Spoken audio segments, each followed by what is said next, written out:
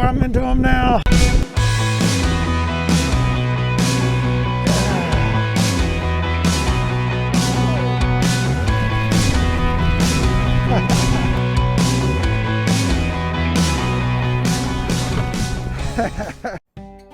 This is Newcastle Reservoir in southern Utah.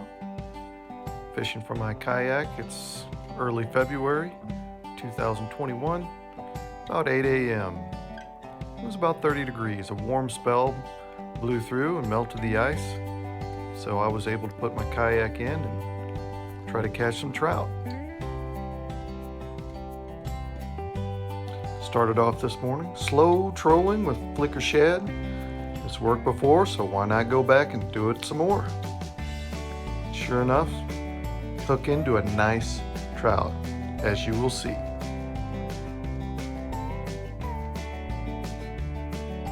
Honestly, I'm not very sure that either one of us were very awake yet. She didn't fight very hard. In fact, I didn't realize how big it was until it got right up to the boat.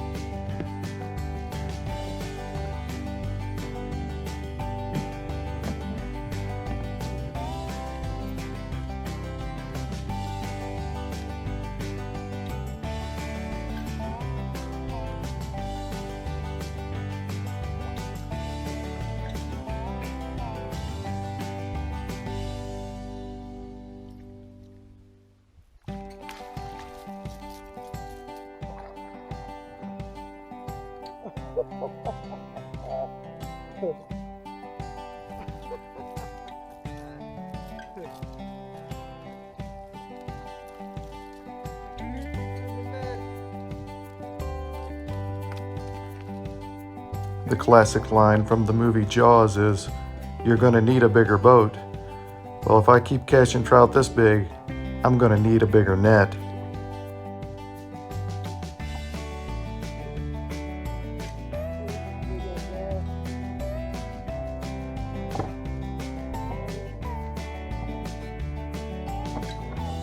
She measured in at right at 22.5 inches, but I'm calling it 23. Like Gandalf says, every good story deserves embellishment. Unfortunately, I didn't have a scale, but she was heavy and not too pretty. Woo!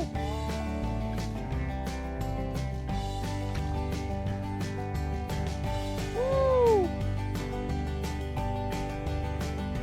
That's a PB right there, boys. PB trout, 22.5 inches.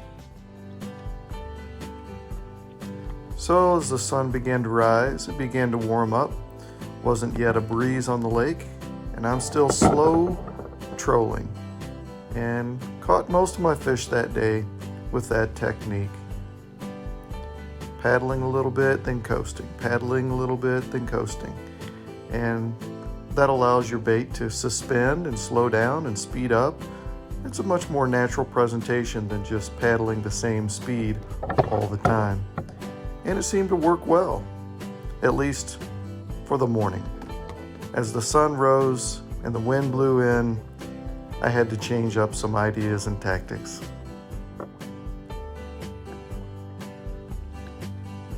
Newcastle Reservoir is known for three main sport fish: rainbow trout, especially during fall and the spring; wipers, also known as hybrid bass. In fact, state records have come from there. And then smallmouth bass. Most are small, but there's some good smallmouth bass in there as well. So that's a fun lake to fish.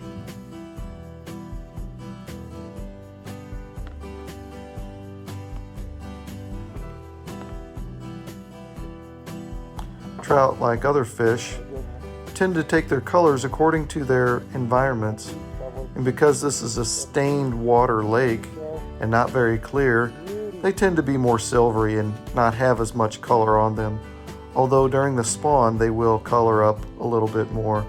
but not nearly as pretty as some of those clear stream trout that you see on Instagram.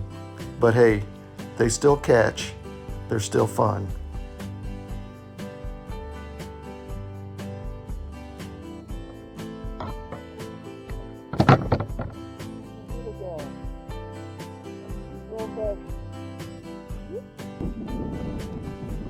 As far as boat traffic is concerned, it was just me, a couple pontoon fly fishermen, and a couple shore fishermen.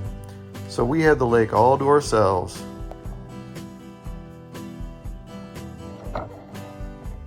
If you go to Newcastle, make sure to bring some snacks, something to eat, because there's not really anywhere to go close.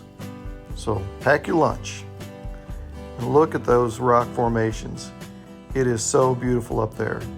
Now the water is very, very low. Hopefully they'll have some more snowfall, some more rain this spring, and the lake will fill up a little bit because it is very low. Later that day, I switched over to a Cabela's jigging spoon, and that's what I caught this last trout on. Not huge, but a decent fish.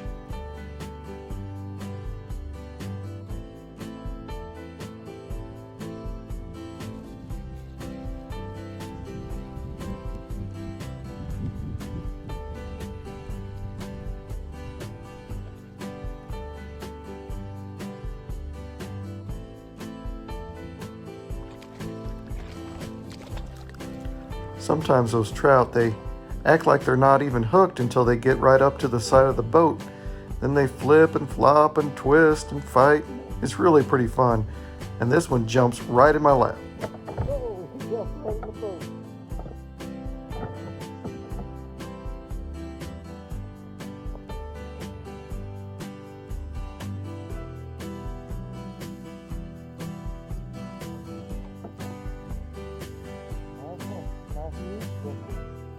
Good. Hey, this is Justin. Thanks again for watching Beyond the Reel, taking you from fishing to faith. And I don't know about you, but I love the stories in the Bible about fishing. Of course, back then, they fished primarily for food and to survive and as a business, but I'm sure they had fun as well. But I want to tell you about a great story in the scriptures, Luke chapter 5. Luke chapter 5, this is a fishing story. One day as Jesus was preaching on the shore of the Sea of Galilee, great crowds pressed in on him to listen to the word of God. He noticed 2 empty boats at the water's edge, for the fishermen had left them and were washing their nets. Stepping into one of the boats, Jesus asked Simon, that's Peter, its owner, to push it out into the water. So he sat in the boat and taught the crowds from there. When he had finished speaking, he said to Simon, "Now go out where it is deeper and let down your nets to catch some fish." "Master," Simon replied, "we worked hard all last night and didn't catch a thing. But if you say so, I'll let the nets down again." And this time, their nets were so full of fish, they began to tear. A shout for help brought their partners in the other boat, and soon both boats were filled with fish and on the verge of sinking. When Simon Peter realized what had happened, he fell to his knees before Jesus and said, "Oh Lord, please leave me. I'm too much of a sinner to be around you." For he was awestruck by the number of fish they had caught, as were the others with him. His partners, James and John, the sons of Zebedee, were also amazed. Jesus replied to Simon, "Don't be afraid. From now on, you'll be fishing for people." And as soon as they landed, they left everything and followed Jesus. Man, I wish Jesus was my fishing partner. In a way, he is. Even when I go out by myself, he is with me. But not like in person with Peter. What an event that must have been. You, probably like me, have had those days of fishing where it was just great, awesome fishing. Great time. big fish, lots of fish.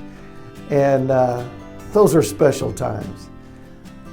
I didn't have a fishing day the other day where I caught a lot of fish, but I caught one big fish. My PB, my personal best trout, almost 23 inches. And you just watched that video. And it was so big, it was busting out of the net. I could hardly keep it in the net. And that is so fun. But you know, the response we often have from that is sometimes it's pride about our skills. Sometimes it's like, man, was I lucky today.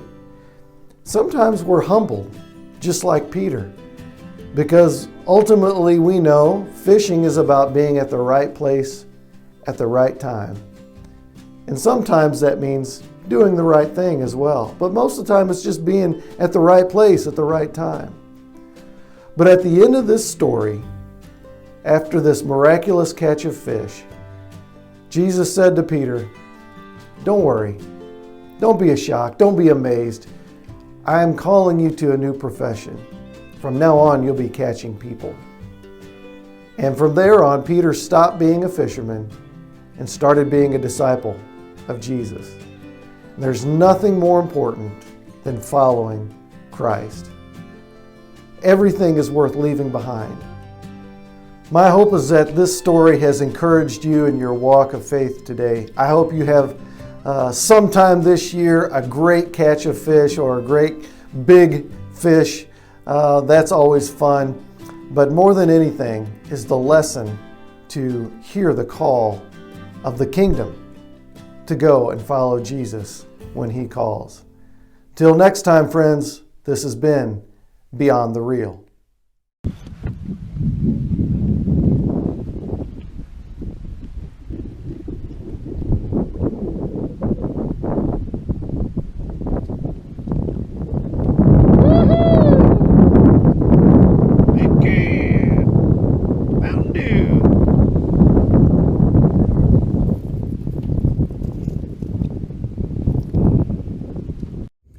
Hey, this is Justin. Thanks for watching my videos. I appreciate it.